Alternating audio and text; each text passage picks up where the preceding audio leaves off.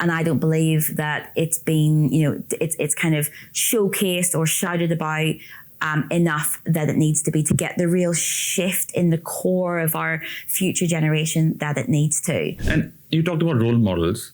So, for example, it's a boys' school, and if you want to bring role models of different sectors, but why could a female engineer speak to an all-boys school and still be a role model? Why Absolutely, as in, for example, what do you think there's a human need to find exactly somebody like them as a role model to be inspired? No, I don't believe that that's the case.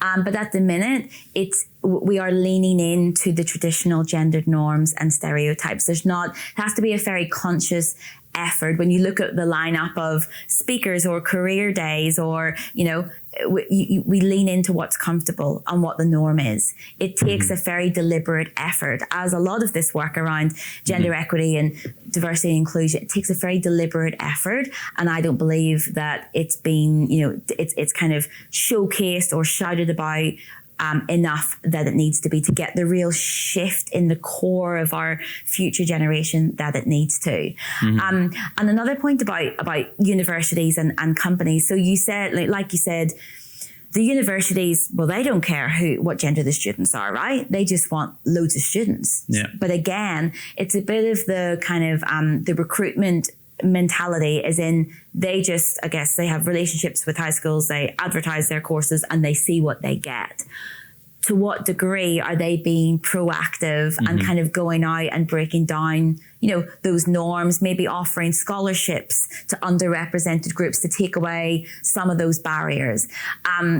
We've had some amazing success stories from some of our member organizations who have actually, rather than just saying, oh, there's only 15% female grads and we're all fighting over the same pool, what are you doing about it?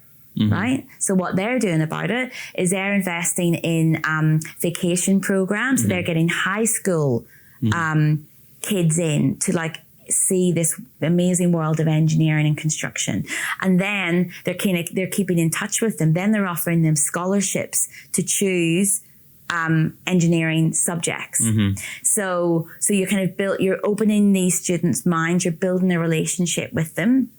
And you're taking away the cost / the choice barrier by incentivizing them to choose this subject. So, and you could put that on steroids, but it's not being kind of done at the minute.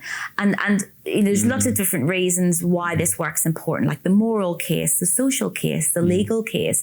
But even from a university perspective, if I was a university vice chancellor, I'd be saying, well, I want as many students as possible. If only 15% of my students are women, I'm missing out. What can I do? Because that's another, 50% of the potential market, which I'm missing out on. What can I do?